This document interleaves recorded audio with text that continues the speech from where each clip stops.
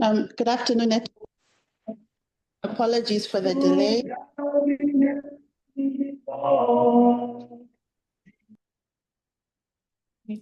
Good afternoon, network. Apologies for the delay. I'm Dr. Kachimanga. I'll be your facilitator for today.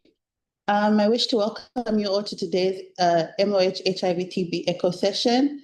We have a very interesting topic on active TB case finding campaign 2025. We are privileged to have Dr. Angel Mubanga as our didactic presenter, and just a few reminders on echo etiquette. Ensure that your mics are muted and only unmute when given the platform. And if you have any contributions to make during the presentation, you can make use of the chat box, and you can keep them, or you can keep them till the end and raise your hand. I think in the interest of time, since we're a bit delayed, I will hand over to Dr. Angel Mubanga, who is our National TB Managed Lead. Thank you so much, Doc, and a very welcome to our colleagues who have joined on the call, the network. Good afternoon. I hope we have colleagues from Shangombo who've joined in so that we can actually look at how far we've done the SCF and probably get more guidance in case we might have missed our first session we had. So as mentioned, Angel Mubanga, I'll quickly run through this presentation, probably trying to spend a bit of time on the discussion side. We had this discussion a week ago, and I'm hoping it's just a recap in case you missed one or two things that might have been important in our SCF, and probably to gain some more insights also now we can actually apply some of the things that we are learning during the SCF into the program as we offer routine activities. So basically we have three learning objectives. I hope I'm loud and clear. Kindly confirm my moderator. Audible, sir. Thank you so much. So basically, in this session, we have three major objectives, but the fourth one, which I would want to just add as an addition incentive for you coming here, is probably to just give you an update on how far or what has come out of our first week of ACF implementation.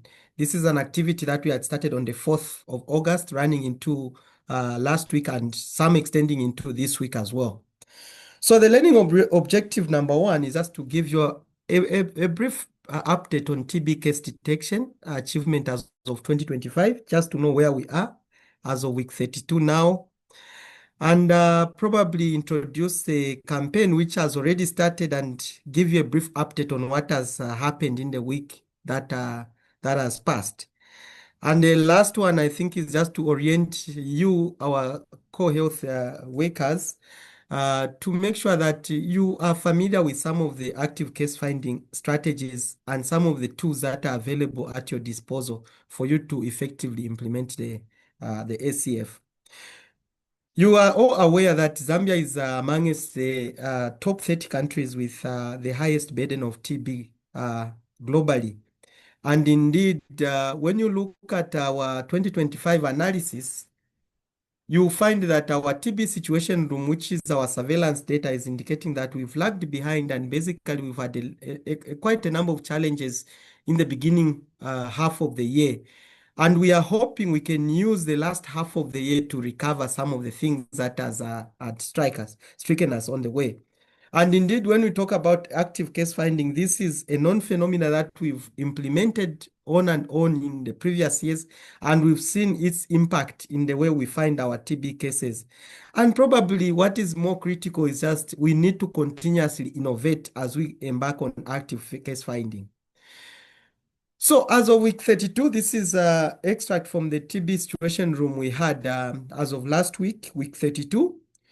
This is where we are as a country cumulatively, and you can see province by province, your cumulative performance towards the target. And when you look at this, you can see that Central cumulatively is the least performing. So if you're a district or a facility in Central province, I think don't take this as a whole picture. You can trickle it down to the facility performance. If you check that you haven't given us any number in the past 6 months, just know that you are a contributor to that low performance of Central Province in performance cumulatively. Copper Belt, we can see you are on 77. Again, Copper Belt, usually you end on 85% somewhere there most of the time. So we want to see you above 85%. Eastern Province, when you look at 61%, Eastern, you are a very interesting province as well. So when you look at the district in Eastern Province, Vubwi, I think the whole of this year you've only managed to give us 2 cases. Now I sit and wonder to say, isn't there TB in Vubwi? So basically, when you look at this, the only province that has really met their target as of week 32 is Northern Province, but with Luapula and Western trending almost catching up there. So we would want to encourage the other provinces to see we still have an opportunity to redeem ourselves and make sure that we are back where we belong to. Now that we have, I think, needed things on the ground. So when we are talking about SCF, we always look back to what happened in 2024. I think we had 2 campaigns in 2024. The first one ran from August to about September. Then the last one, which we called SCF Reloaded, ran from October to about December.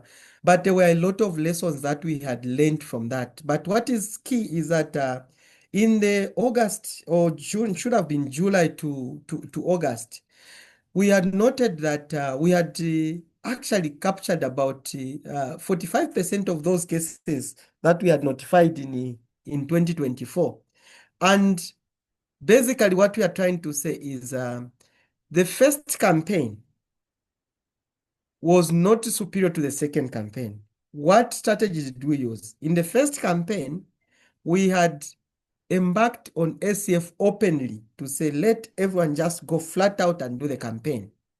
Whilst for the second one, we had selected the high volume facilities and supported them with some incentives and see how they could perform. But we could see that in phase 1, we had only yielded about 28% of the total cases that we had notified. While for phase 2, about 60% of the cases were realized. Therefore, it meant that we needed to be strategic. We placed the resource where we needed to get the gain. And hence, the 2025 campaign almost has a similar approach to what we had embarked on in the second phase. So when we look at the 2025 campaign, what is our main objective? Definitely is to increase our case notification. And when we're talking about increasing the case notification, we pay particular attention to the yield. We have marked ourselves to say in our campaign, at least the minimum yield of what we are calling as presumptive should be about 6%. That is the minimum. Paying particular attention also to childhood TB notification of more than 11%. So those are benchmarks that we need to pay particular attention.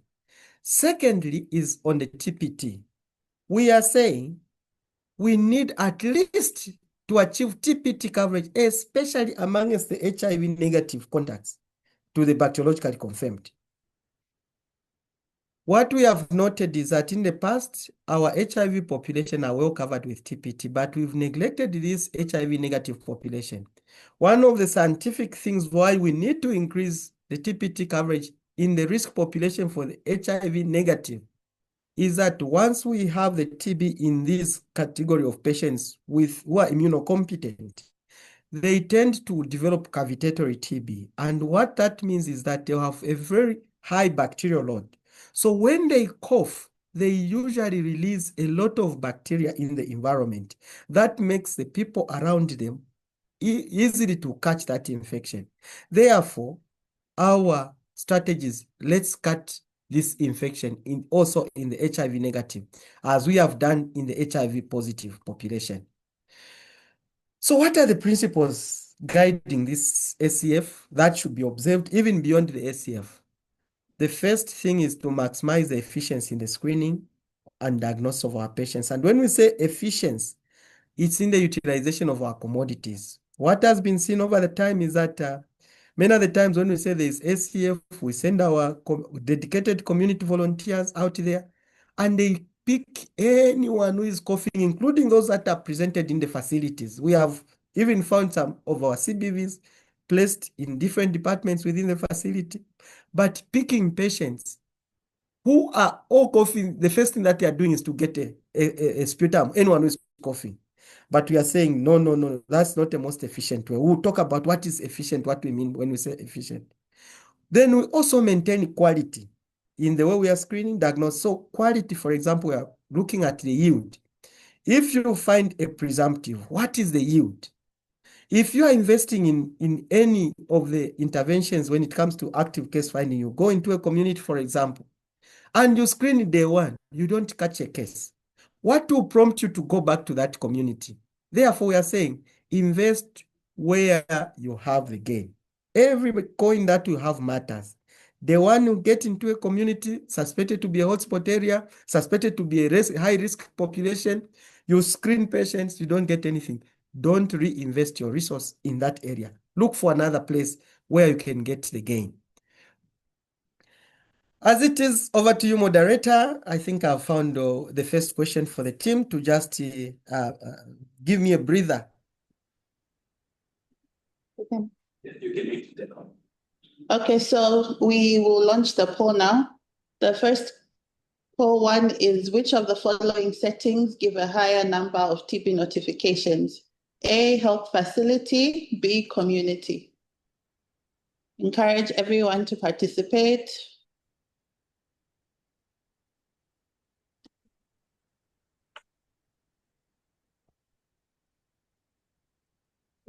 Okay. So which of the following settings give a higher number of TB notifications? A, the health facility, or B, the community? We have a few more seconds left.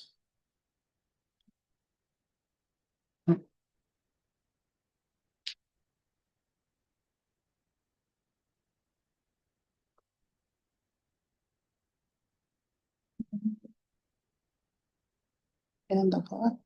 Okay, so we'll be ending the poll now.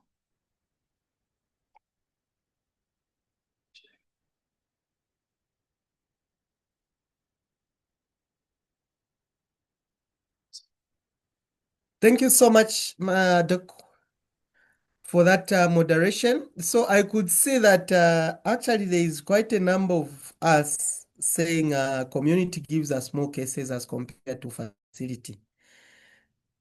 So this is evidence-based, and I'm happy to get this feedback. I was asking my colleague here, Dr. Kasese, to say, is it the same team probably that we had last time, or it's a new team? And I'm happy that at least we can get that feedback. It's very important for us as a program. So we had done a very good paper. You can actually get it even on PubMed, even Google, just Google to say SCF versus community active case finding in Zambia. A paper done by one of our own, Dr. Kaguje, Mary, and the team. One of the critical findings or the things that they did was to compare how facility, when you intensify facility case finding and you intensify on community case finding, what is the result? And what came out was actually interesting. 90% of the notifications that were picked in the period under the time the research was being done actually noted that 90% of the cases of TB actually came from the facility. So the health facility is a big niche if you want to get a good yield of TB cases. Without you even stepping into the community, you are assured of 90% of the cases actually being notified if you have a target as a facility. And when you look at the prevalence survey done in 2013, 2014, that was our first prevalence survey. The finding was that the patients that were caught in the community that were found to have TB, many of them had been to the health facility not less than three times.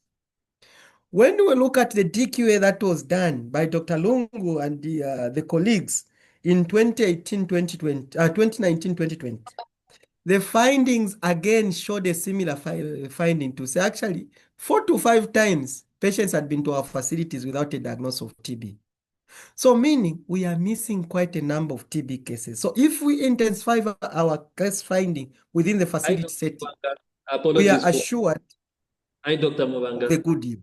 Apologies, the polls are not moving. Okay, now they are. Thanks. That was coming from the head. Sorry. sorry.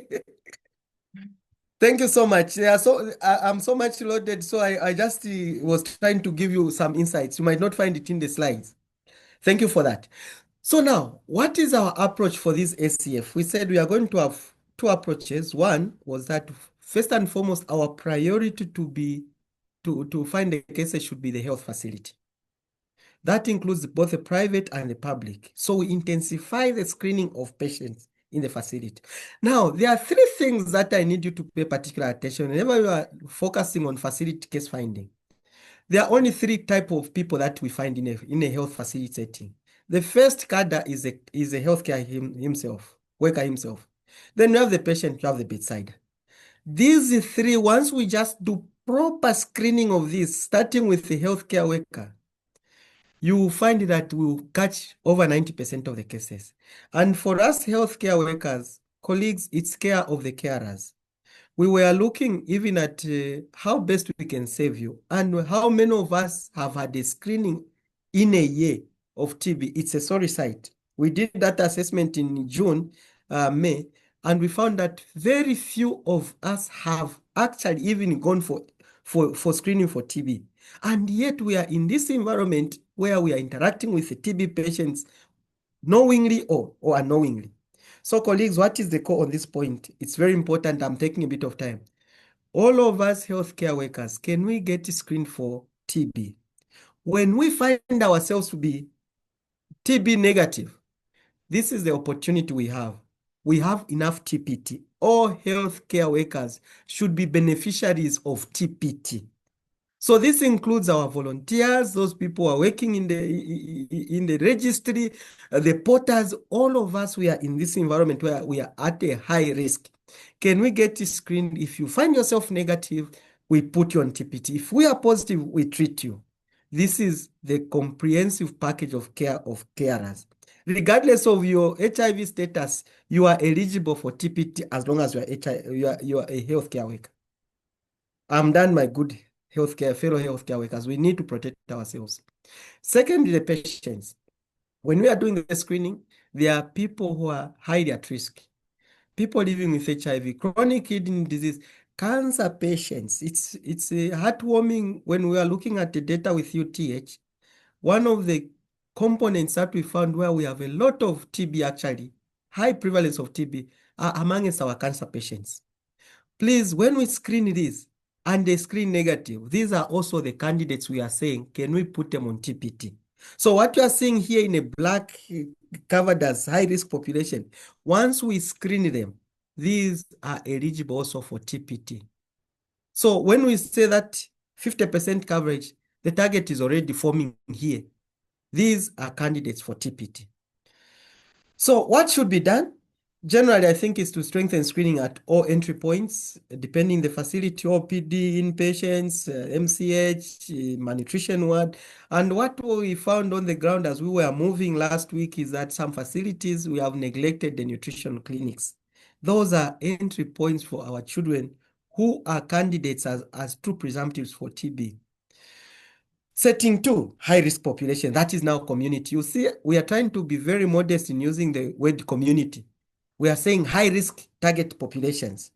Why? Because when we say community, what has been found is that we are very resourceful. You jump on this nice big truck with big tires, you go and park by the roadside, and then you play music, and then you start screening everyone using cartridge. By the time you are coming back, you have no cartridges, you have nothing, and your yield is at 1%.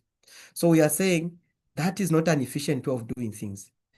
Let us use data to drive where we need to take the service. The number one category, these are people in correctional facilities, in congregate setting. We have the mining communities and ex-miners communities.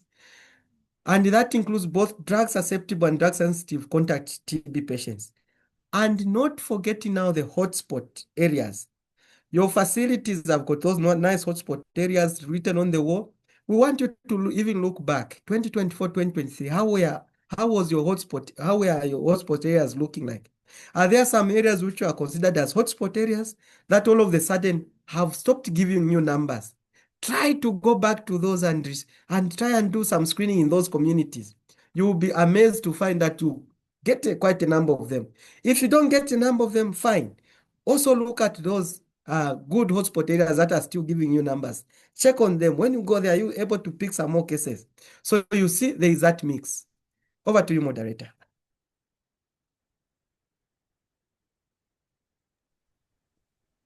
So this will be poll number 2. Which of the following is correct regarding TB screening and diagnosis? A, symptom screening alone is highly effective in detecting TB cases. B, combining symptom screening and chest radiograph improves the chances of finding TB cases. And C, MTB culture is used as a first-line diagnostic test for TB.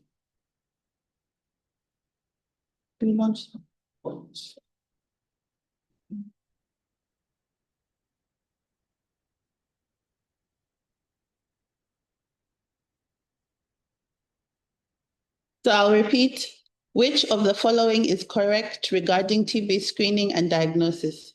A, symptom screening alone is highly effective in detecting TB cases.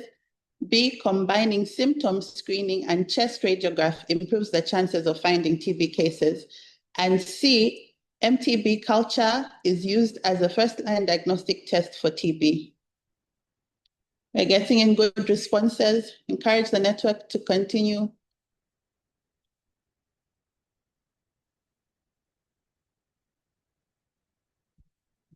We have a few more seconds.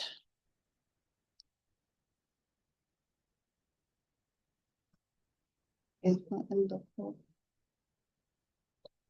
we'll be ending the poll now. And I'll share the results. So the responses that we had 215 participants out of 337. 87% picked option B, and we had option A with 7% and 8% of the network picked C. Over to you. Thank you, Doc. Much appreciated. And indeed, we can see that we have the algorithms for TB screening, which runs from symptom screening, radiology screening, and then we take it to the diagnostics, which includes the expert testing and also the culture. So the gold standard for screening, of course, it is a casket. And when you combine one or two of those screening methods, you even become more efficient. So combination of the clinical skills and the radiography skills gives us a proper and better way of having quality presumptives that should submit a sample to the lab. And when we're talking about diagnostic tools, the first line for diagnostic tools that currently we have in Zambia is the use of expert machine. And of course, the golden standard of a true case of TB is where now you need to culture these results. So that is why when we get these nice expert results, we always encourage to say, can you send those samples for culture as well? Because it gives us that confidence to even look out for other microorganisms like NTMs that will help us to differentiate and be able to appreciate that maybe there is also another co-infection that might exacerbate the symptoms that you are having. So what is the best practice that we are looking at? You realize to say, when we use things like CBV, a person like CBV to help us screen the patients, we have that 4 symptom screening that we have, very nice paper, easily summarized. But beyond that, they can only do the symptom screening. Beyond that, they are unable to do the clinical evaluation, which is very cardinal for the presumptive patient identification. So this red part we are seeing there is what has suffered most. And this is where we are saying, can we combine both the symptom screening and the clinical evaluation? Then we add a chest X-ray to it where it is available before we move on to get a gene expert or to collect that sample. What that means, colleagues, is when you're looking at the cost, right now I can tell you to say the cost of an expert cartridge is about $11. That single sample that you send to the lab, if we do one expert cartridge, we have spent about $11. That is equivalent to almost 300 kwacha or 250 somewhere there. Now, what will happen is where you do clinical symptom screening and then you do clinical evaluation, and where available you have a chest x-ray. You have true presumptives that are ending up having an expert. And what you've done is you've just cut on the cost of an unnecessary expert that would have been used on this patient. Even when you say x-ray here, for example, x-ray, if we were to maintain it, or the cost of an x-ray, it's ranging between 20 kwacha and going as far as 150 in some areas. Okay, let's just say 100 kwacha. Worst case scenario where you are making patients pay, which we are not supposed to do, is that when we save on the expert cartridges here, the money we will be saving from the expert can be used to reinvest in maintenance of our x-rays as a program, those that we've procured. So what it means is that we will be able to invest more in x-rays and be able to reduce on the expert cartridges.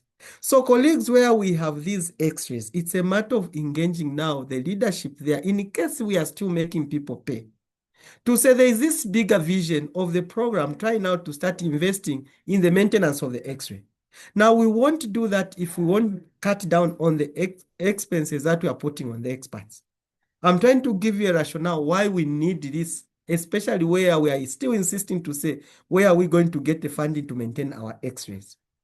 So, as it is, we have the guidance from the PSC's office that all digital x-rays and x-rays across the country, we are not supposed to pay, but we understand some dynamics like where you have analog x-rays, which needs that pay for that to be printed out. But for digital x-rays, there will be no excuse for us to make our patients pay. So we just need to provide that information to our leadership. Clinical examination, we encourage that the clinicians, the trained nurses, we are part and parcel of the examination process. Now, in these campaigns, the lab and the pharmacy become central. Without the lab, it's a dead program. And that is why we are saying, can we have a multi-sectoral approach in terms of the team approach? So we are encouraging teams to undergo that. The CBV still has a role. Let them help us to direct patients, take them triage, also do contact investigation. And when you are going out there, can there be at least a trained health personnel to go with them? So these slides will be shared. You can look through them. And now, when you look at this, it's the same as the one which is there, facility screening, now contact investigation. So contact investigation, once we find it is positive, we are encouraging this onion ring kind of approach. And paying particular attention to the bacteriologically confirmed patient. Why are we paying attention to a bacteriologically confirmed patient? It's because these are shedding more bacteria in the environment when they are coughing. That's why they are bacteriologically confirmed. So these should be prioritized when it comes to index contact tracing. If you can't reach the clinically diagnosed, prioritize to start with the bacteriologically confirmed. And when you look at this, the innermost, these are very close contacts, and this includes the household contacts most of the times. Then we have the second ring here, the non-household contacts, and most of us are missing a lot here. It was interesting to find people in a bar. Actually, one of the studies, one of the groups that we are working with went and randomly did some sample collection within the study setting in one of the compounds within Lusaka.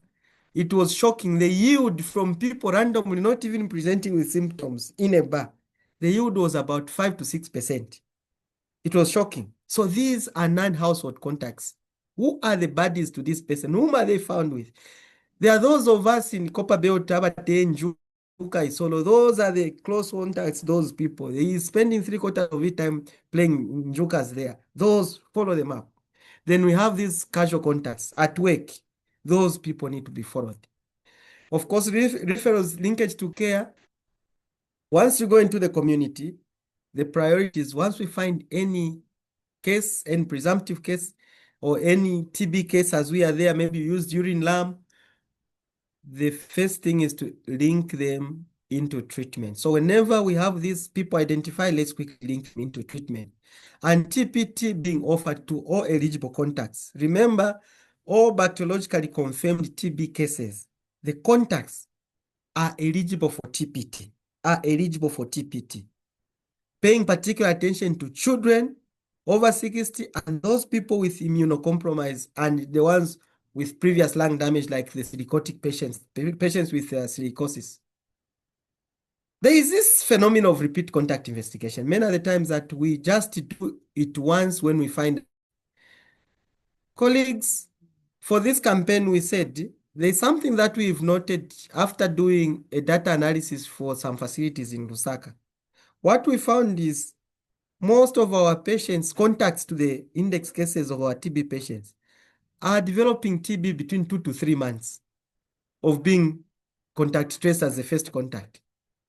So when you look at our guidelines have recommended the repeat contact tracing to be done at month 6, month 12, and month 24, meaning 6 months, 12 months, and 2 years down the line.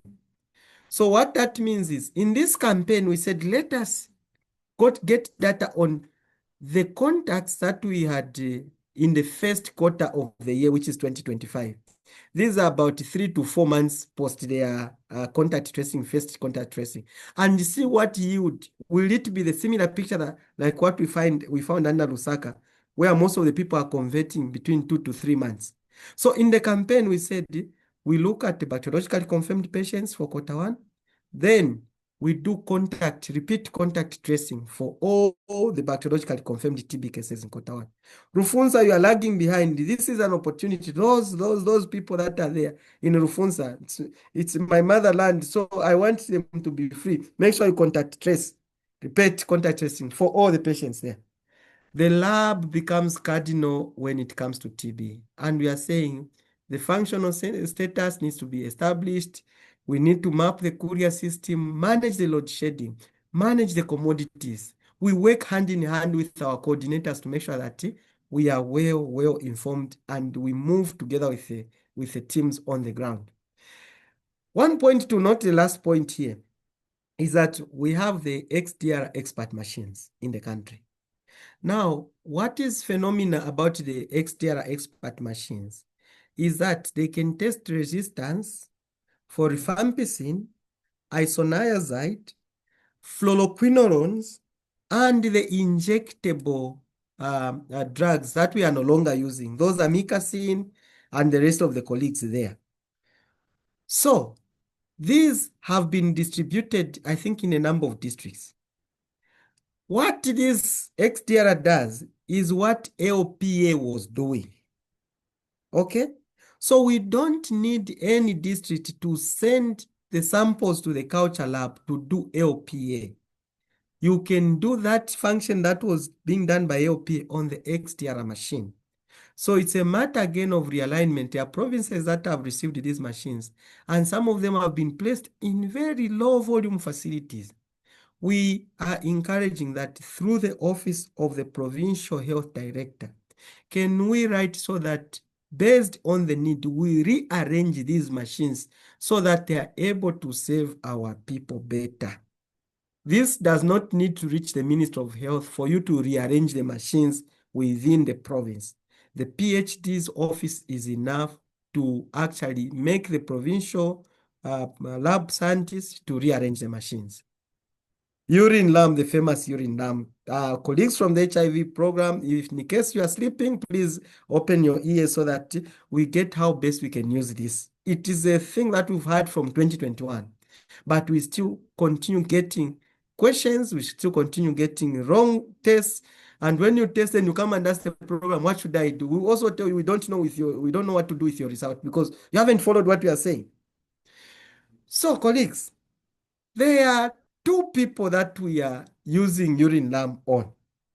The first category are the HIV positive people. The next category is the HIV negative people. Now, listen, please. The HIV category has got two categories again of people, the old and the young. When I say the young, it's the under 5 years. 5 years and above, I'm going to consider them as the adults or the old. Okay? So adults or anyone above the age of 5 years, get it right. Anyone above the age of 5 years with advanced HIV, with or without symptoms, mark those words. Then with or without TB symptoms. That is the beginning thing. Now, what is advanced HIV? Number one, we are looking at a CD4 less than 200 for inpatient department. Use your urine now. For outpatients, these are patients who are walking in your OPD areas.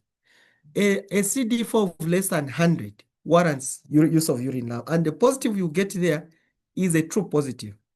Now, colleagues from Shangombo, colleagues from VUB will tell me to say, if I don't have the CD4 result, what am I going to use? That is why we are there as clinical team. There's a WHO HIV clinical staging of 3 and 4. Anything 3 and above, you can use your urine lamp. The result that you get from there will be a true positive. How about children below 5 years? Remember, all children living with HIV below the age of 5 are already considered as advanced HIV. So you don't even need to look at the CD4 count for those below 5 years. If they are HIV positive, they are below 5 years, they are considered as advanced HIV. Use your urine lamp on them. The positive or negative result, at least to show that it's a positive result for TB. Now, we come to the most controversial part where we found a lot of misuse. HIV negative individuals, that includes adults and children. We are looking at those patients in your wards that you consider to have sepsis. This is arising from a study that we did intensively, UTH and Lev Mwanawasa, under the leadership of Dr. Lungu, where we found that most of the patients that had sepsis, actually it was TB sepsis. And most of the positives that we got out there were actually true positives. So please use your urine lamp in those patients, both children and adults. So if you don't know what comprises of sepsis, look at the algorithm. It will tell you the breathing rate, the pulse rate, and so on. Chronic kidney patients who are on dialysis, mostly stage 5, use your urine lamp. It is a proven, and once you find a positive, it's a true positive. Patients, especially children with moderate to severe malnutrition, please use your urine lamp. What you get there is a true positive. Other than this, don't use your urine lamp there.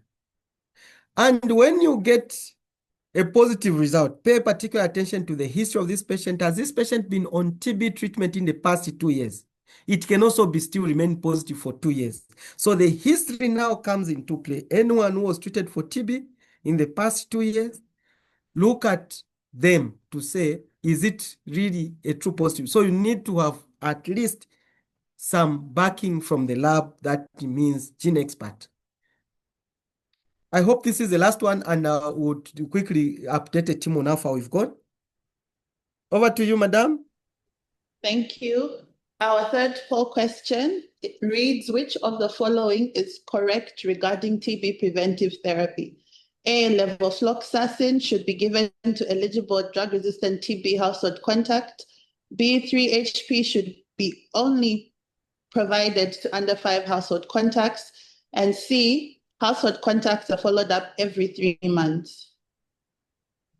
So the poll is open for voting. Encourage the network to participate.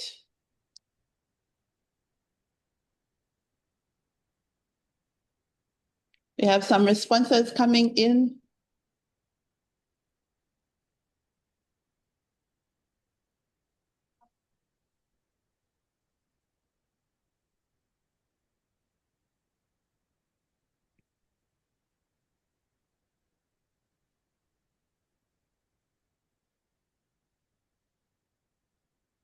We have a few more seconds left, so.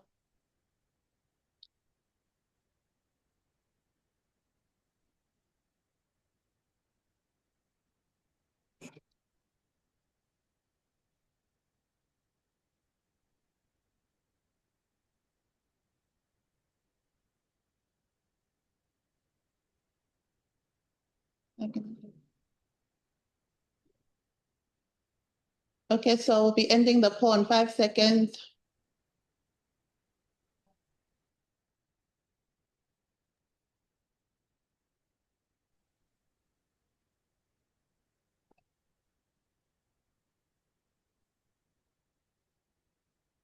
So those are the results. We had 54% who participated, 52% of the network picked option A, and then followed by 35% for option C and 14 for B. Over to you, Dr. Mubanga. Thank you so much, Doc, once again. So when you are looking at this, I think we'll look at the regimens that are available for levofloxacin, but let me just repeat myself for the household contact tracing. The standard guidelines that we have is that these are followed every 6 months.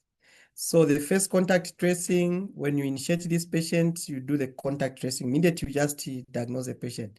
The next follow-up should be at month 6. The next one at month 12. The next one, you find it at 2 years. So it's 6, 12, and 24.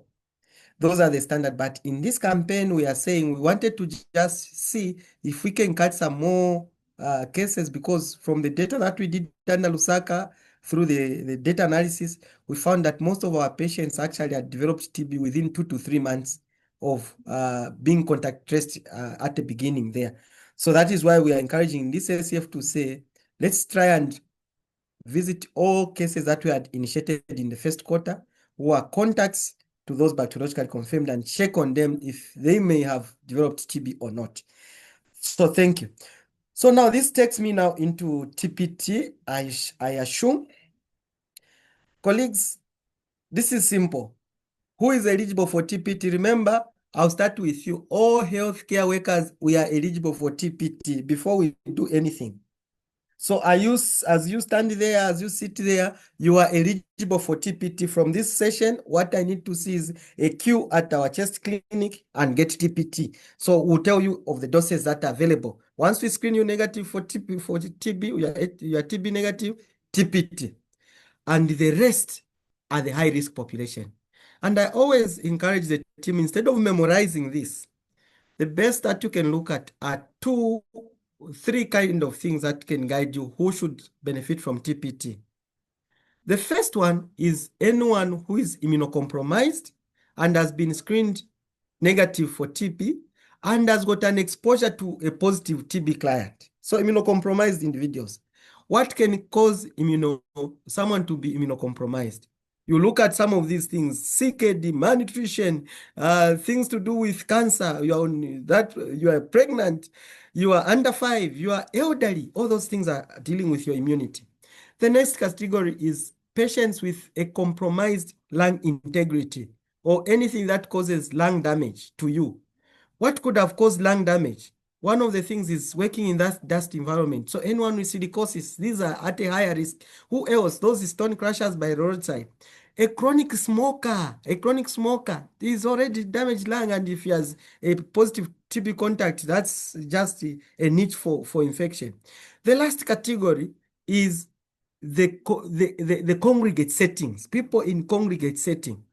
You are in a prison area, it's a very tight space. You find one positive, it means almost everyone is a contact there. It is easier to transmit the infection. So you look at those congregate settings. All those people, once you find one, they are high likely to get the disease. So you put them on TPT, simple. So this can guide us on who should be eligible. And this includes both HIV negative and HIV positive individuals. That's a summary for that slide. Regimens. What are the regimens that are available in our country? Now, when you talk about TPT, this is something where you visit a facility, they'll tell you we don't have this commodity. You ask yourselves, are you aware that there is this? No. Are you aware there is? No. So now let's be aware of this. So, as a country, we have 3 regimens that are available for TPT on contacts to DSTB. That is drug susceptible TB. The first one is the famous 3HP, which is a combination of isoniazid and rifampicin. Then we have the isoniazid 6 months. So when you see the number there, it just connotes the number of months that this drug will be taken. Then we have the alternative 3RH. This is the famous Rifina we are using in the continuation phase. But in our country, we have said the preferred regimen is the 3HP. We are moving from the 6 months isoniazid, which we have known from 2017, to a shorter treatment regimen. And this one is simple. You only take these tablets. It's a weekly dose. So you only take it if you're taking it on Wednesday. The next one is on Wednesday for 3 months. So you find that in a month, you only need to take it 4 times. Now, those people who can't tolerate 3HP, those are the people where we are using isoniazid. So when you look at your stocks, if you are paying attention to the stocks, we have low isoniazid. Why? Because we are reserving it most just for special populations like the pregnant women and those who cannot tolerate 3HP. So don't because we say, no, we don't have isoniazid. You have 3HP and we have it in abundance. Now, in the case you run out of these two, there is also Rifina, which you use in the continuation phase. Now, we are not promoting the use of this at the moment. Why? Because this, we normally budget for it under the normal treatment of our patients. TPT, we normally budget for these two above here. We also had, you might be wondering to say, where is 1HP here, the 1 month regimen? So we also had it here, but we ran out and we are still in the procurement process. But one of the findings when we did the search and getting the feedback from the patients, most of the patients refused to take 1HP because we had a high drug load. So the drug load there is huge because we have 300 tablets, which makes 600. Then you also have separate isoniazid available. So most patients would rather go for 3HP. So we haven't gotten it yet, but it's also one of the regimens that we have in the country, but it's not available now. For MDR, we are using levofloxacin. Children, we have the INH, which is the 6 months one, and we also have the 3RH for children. So this 3RH is mostly being used, especially in our HIV negative population. I mean, positive population where it is being used. But we also have quite huge stocks of isoniazid for children. Hence, we need to make sure that at least we consume this before we expire it. That is why we are encouraging those of us who are starting children on treatment. We still have we had procured in the past quite a number of isoniazid that we have. So we only procured low 3RH in this regard, but very soon, once we lower the stocks for isoniazid, you have more 3RH in the country. So this is being done as a preferred regimen based on the stocks availability at the moment. We have a lot of 100 milligrams, which you don't want to expire. So let's put those children that we are finding there. And then levofloxacin for adults. M&D, I think we are using the Kobo Collect to monitor, but going forward, we have the situation room that has been helping us. Sustainability, I think one of the things that we have embarked on is what we learned from ACF, we transition it into routine programming. We'll share these slides so that you can go through. So we have these planned ACF activities. The first phase has been running from the 4th to the 16th, but I know some facilities, some provinces did not start on time. So we are extending it even to this week. Some facilities are still ongoing, but we want to continue pushing. Remember, we are behind the targets. So if we can continue in pushing beyond this time that we have put here, it will be to our advantage to catch up. So we use this time when we have the cartridges in the country, when we have the commodities, to catch up what we have lost. The next one, planned one, 29th to 10th October is the next one, and the last one, 24th to 6th December. What is expected with the resource that is there is that the phase 1, we realized almost every district had a resource. Phase 2 will be dependent on phase 1 performance. If you don't meet your target, you invested your money, we haven't gotten any tangible result there, just know that you are already out for phase 2 in terms of the support. You do the campaign without any support either from central, but we'll push you to make sure that you meet your target. But if we find that you are giving us cases there, we'll still reinvest there. We'll look for resources and reinvest in phase 2. And that goes also to phase 3 to be dependent on where we are getting the cases. So what we are encouraging is a continuous engagement. Just a brief glimpse on what has happened week 1, that is not last week, the other week, when we started. So this is weak performance. Usually, most of the provinces we have been lagging, like Central has been hovering around 40–50%. Eastern has been lagging around 45–50%, and so on. But we could see that the first week, Copper Belt managed to pass their target, Luapula managed to pass their target, Muchinga did the same, Northern did the same, Western did the same, and Northwestern province. So this is job well done. And whatever we had learned from there, we are praying that we could do this. However, when you zero it down to the districts, you'll find that some districts still did terribly bad in spite of the campaign. Rufunsa, you are one of them. I'm picking on you because you didn't even produce one number. And you put down the entire Lusaka. Please, we are encouraging you that. In terms of bacteriological yield, remember we had a cutoff point of about 6%. At least Northern Copper Belt, Luapula, Lusaka managed to pass that target. This is job well done. We could see Northwestern almost was there. Western also pushed. They were somewhere there. But Central, Mchinga, Eastern, Southern, our yield from those presumptives was low. So again, what we're encouraging you is how do you improve the efficient Southern province in making sure that those samples that are reaching the lab are true positives. And that is where our clinical skills need to come in place. How are we making use of that X-ray to make sure that we have the true presumptives reaching our lab? In terms of childhood TB percentage, again, we saw a number of us actually passing the 11%, and the general picture, we went to about 10%. But we are hoping if we can do this, I think we can actually push the childhood TB. Reported challenges, I just quickly picked out a few that we have already found in the field because we have monitoring teams there. Some districts have reported cartridge stockouts. What is our advice is that when we were sending these commodities to you, there was a cry to say we needed to get more stocks on the ground. And we used what we presumed as your monthly or weekly consumption or monthly consumption based on the time when we had the campaign last year. But unfortunately, most of us said we were undersaved. So when we went back to say you undersupply, they asked us to say, so what is adequate supply? What are you basing your request on? So our core colleagues from the districts, from the facilities, diagnostic facilities, we are requesting that you quickly share through your provincial lab coordinators the stocks that you received, how much you are using per week, and what is remaining, so that it helps the program to effectively know your need cartridges. And this should marry with the presumptives that you've examined in the lab and what you are saying you have used in the lab, so that we can help push for the orders to be made available. We have enough stocks of cartridges right now at ZAMSA, which just needs us to manage them efficiently. Turnaround times, courier sample, I think couriering of samples has been mentioned here that some facilities are taking longer. But of interest is that when I was in one of the districts, I followed the trail. They were pointing to say the lab is not doing their job.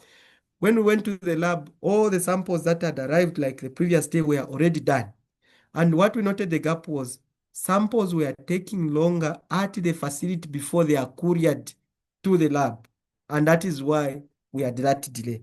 So the request again is, colleagues, in case, of course, there can be this breakdown, but the facility also might be playing a role in making sure that we have a turnaround time that is longer.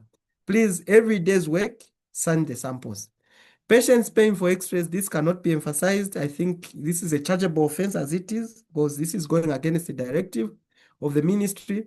And probably when you have such, please engage us so that we can engage the leadership, share with them the memos that have been shared through the Ministry of Health leadership.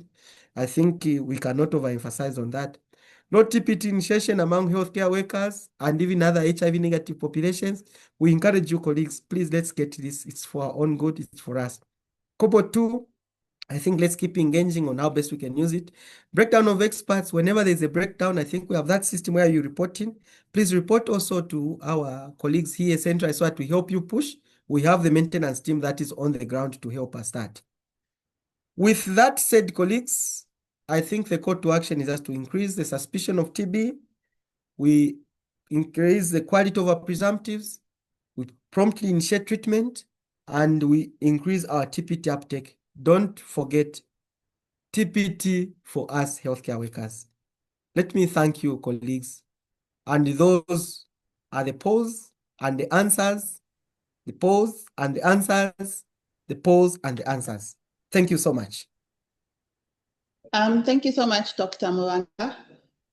In the interest of time, and since you've given us the answers for the poll questions, we'll open the question and answer session. I'd like to acknowledge the presence of the panel of experts, which is Chirwa, Dr. Chitalu Chanda, Dr. Nancy Kasese Chanda, and Dr. Leah Namonje.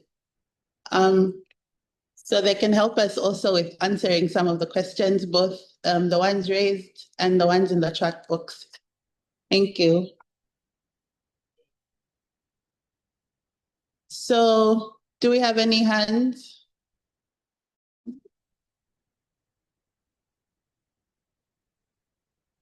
Yes.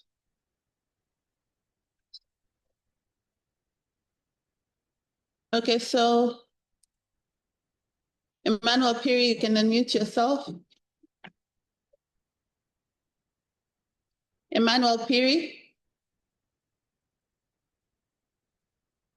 Oh. Emmanuel Piri, you can unmute and ask your question. Thank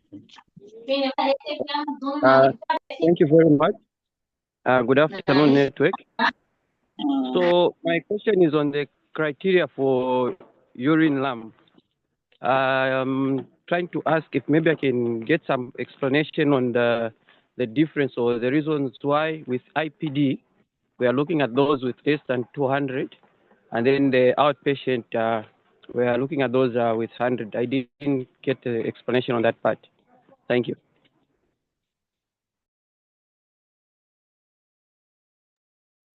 So I think we can take more questions so that yes, I can assign them to different people.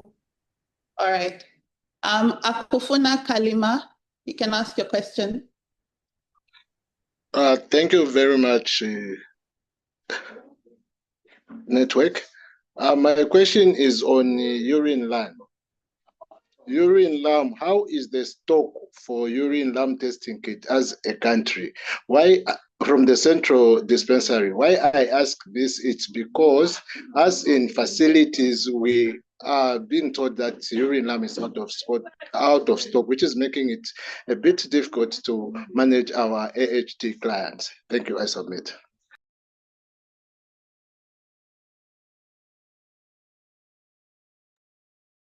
Do we have any other questions?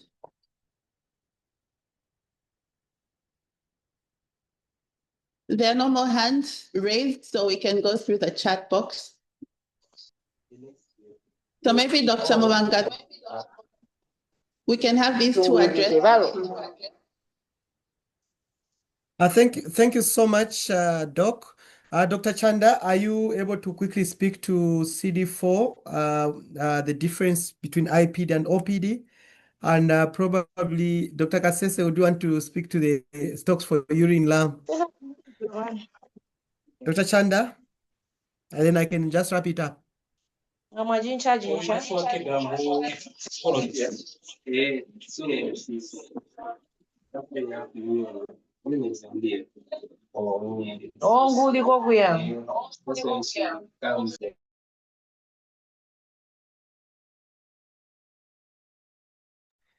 Thank you. I thought it was Dr. Chanda speaking, but then I heard a lot of noise. Dr. Chanda, have we lost you on the call? Okay, so thank you so much. I think this is a very interesting question, and the moment I think I had immediately looked at the guidelines the first time I saw them. The same question my brother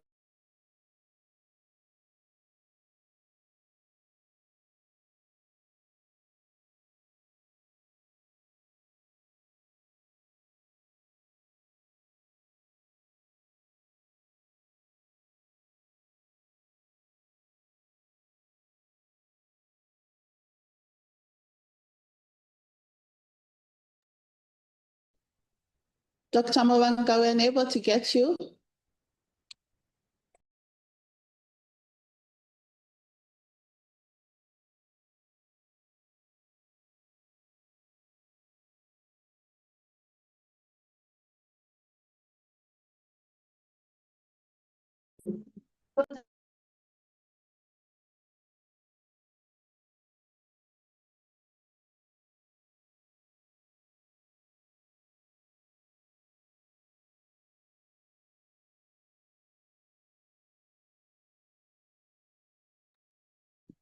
It looks like our presenter has dropped off. We'll give him a few seconds, try and reconnect.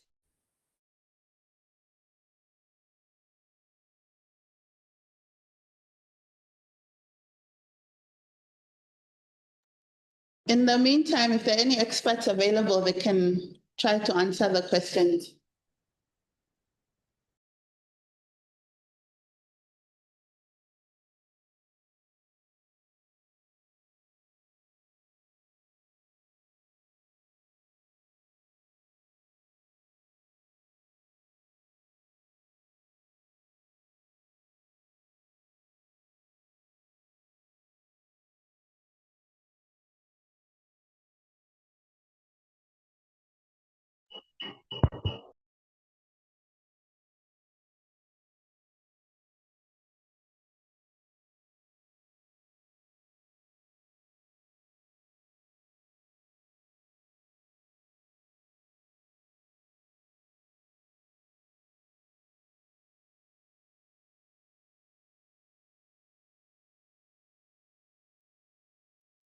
Network, good afternoon. Good afternoon, Doc. You are back. Many apologies. When you think we have stabilized everything, apologies to the organizers who would have just come to UTH where there is a stable everything. We had put a lot of backup. Yeah, now I even lose my thought. What were we talking about? We were talking about the use of LAM in outpatient settings. Okay, I think you can make a comment and I just summarize it. So use of LAM in outpatient settings was put at a CD4 of 100, as opposed to when you are in inpatient settings where it is put at 200. I think that the decision was that, the patients who should benefit from LAM are those that are very sick, and mostly they would be in inpatient settings, so we can find them, so we can use a CD4 of 200. Maybe for the ones that are out of, I didn't read that study or someone that you were referring to that gave guidance, but my understanding was just that clients that are in outpatient settings, they need to be maybe more sick in that sense, as in, we are not going to just, you need to be more sure when you are in outpatient settings rather than in inpatient settings. So if the CD4 is 100, then you need to immediately do a urine LAM in an outpatient setting so that you can attend to that client.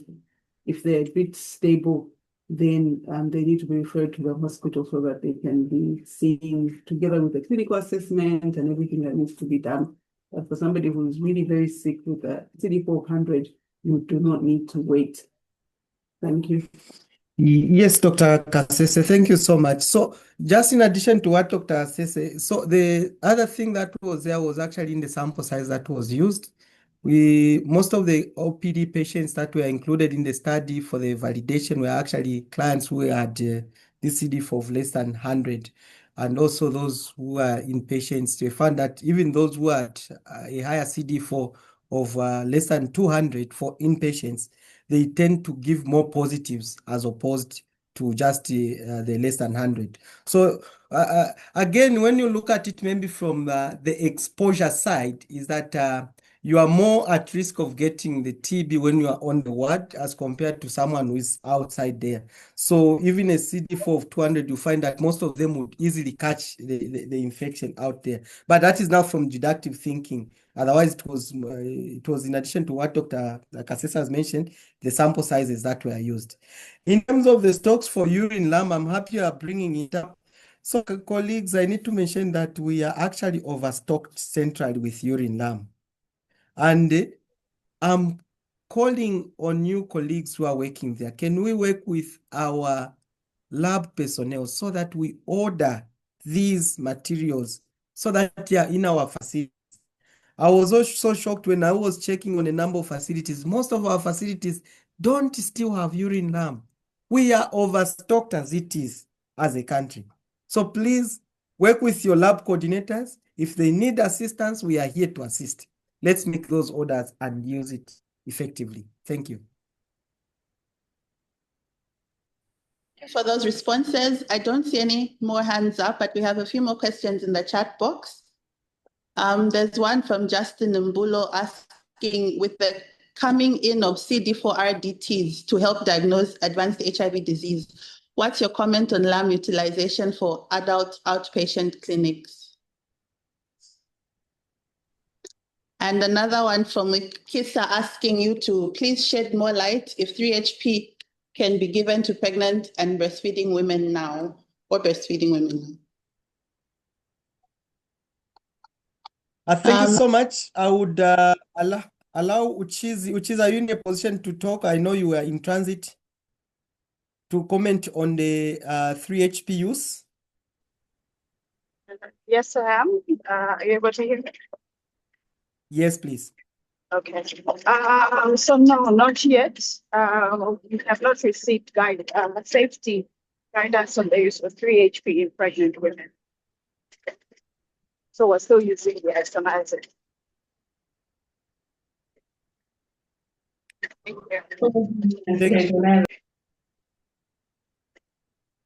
Thank you, Chiz. I hope that is helpful. So you remember I said the isoniazid that is there, we have reserved it for the pregnant and those breastfeeding mothers and those who can't tolerate 3HP. So it's not yet safe, and there's no study available that supports its use.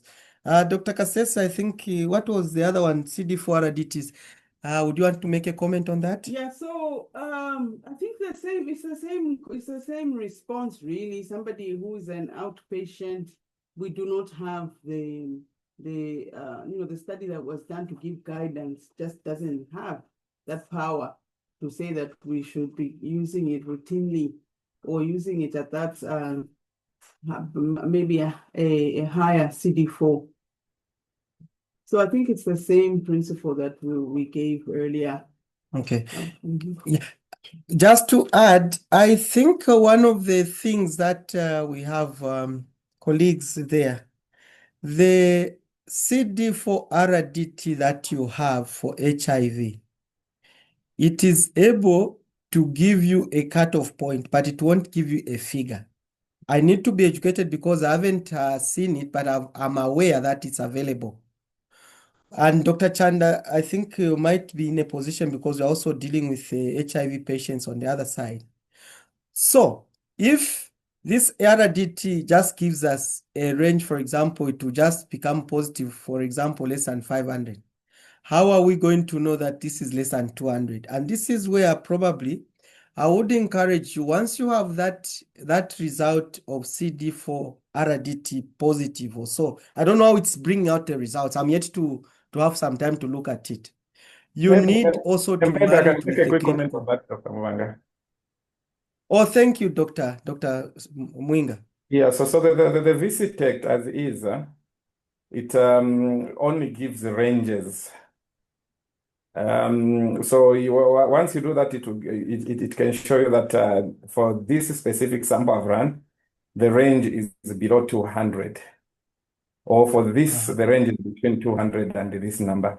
So for our key interest for advanced HIV disease would be anyone with a result that will be below 200. And once you get that, of course, you can evoke the advanced HIV disease package for that individual. And you could still draw a sample that can be sent if you want the exact number given.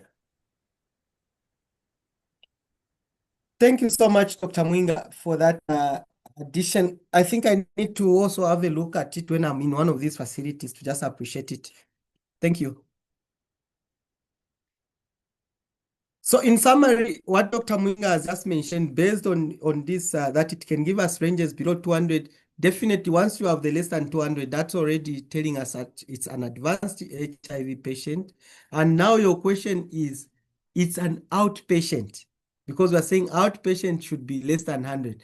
But I think this is where now you need to also marry also the clinical picture. This is a patient who is presenting in front of you. Will you do more good when you put them under advanced? And once you just pronounce the advanced HIV, it means you have invoked that use of urine lamp in this patient.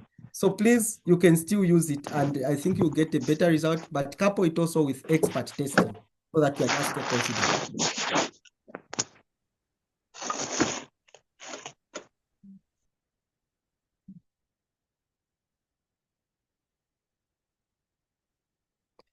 Anna moderator, are you still there? Yeah, thank you. We do not seem to have any more questions. Any questions from the network?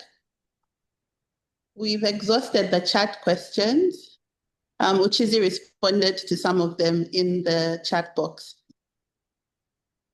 So, do we have any more questions from the network?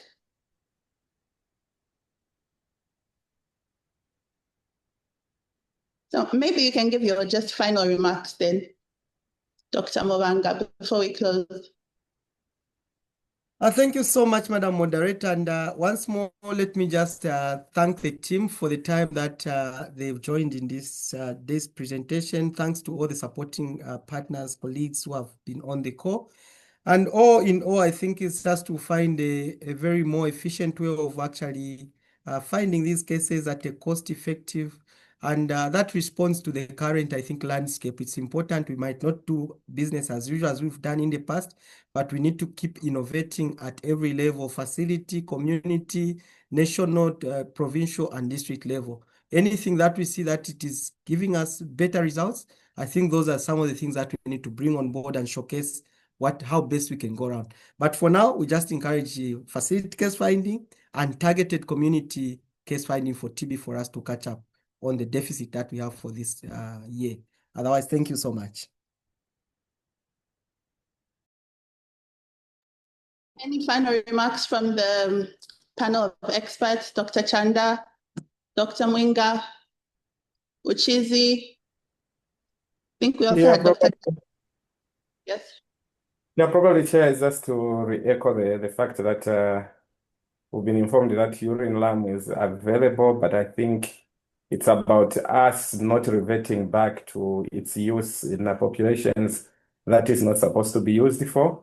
I think you may note that a few years ago we had fallen into a trap where some sites had actually resorted to using urine lamp in the labs as the first line diagnostic test, even for population for which the RDT was not pre-qualified for. I think the core is for us to really adhere to the guidance for which population it should be used for when we get the commodity. Yeah, so maybe I just thought I re-echoed that component. And just to say that urine lamp is a rule-in test, it's not a rule-out test.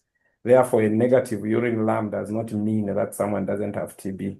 Please always couple urine lamp with an expert.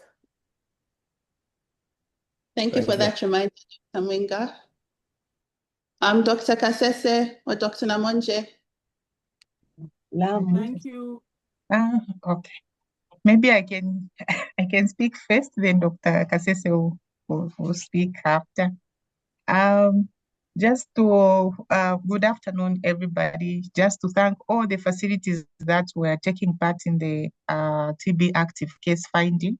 I think we had seen even from our situation room for week 32 that I think we went even above 100% of our weekly targets, all because of the efforts that the facilities were putting in. So our ACF had started from the 4th and it was ending on the 16th.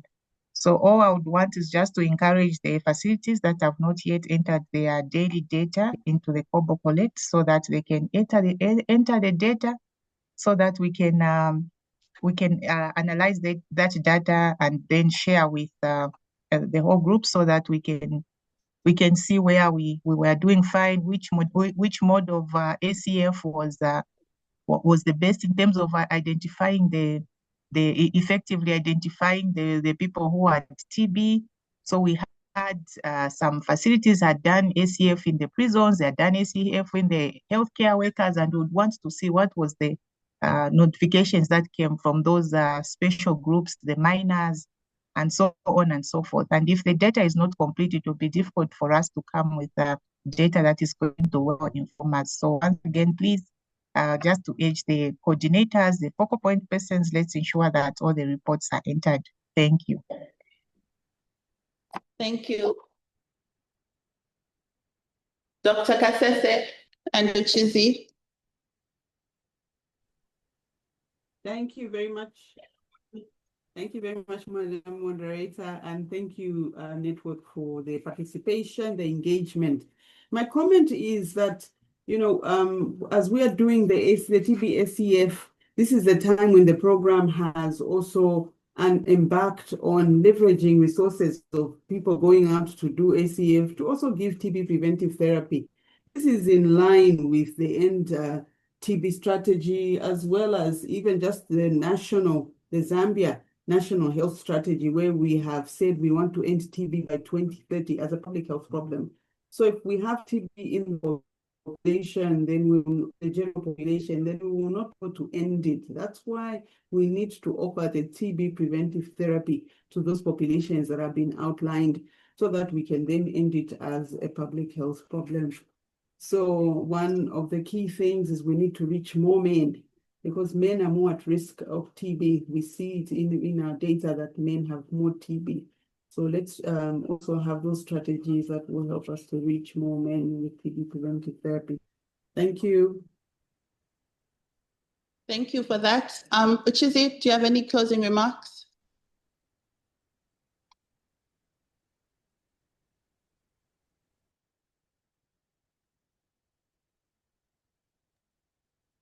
All right, on that note, I'd like to thank Dr. Mubanga and his team for this very insightful presentation, and also for reminding us that in the fight to end TB,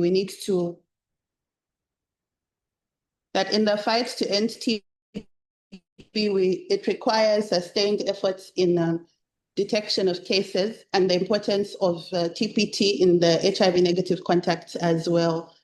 From my end, I would also like to, I would also like to thank my IT team with Chatonda and the coordinator Etambuyu, with Dr.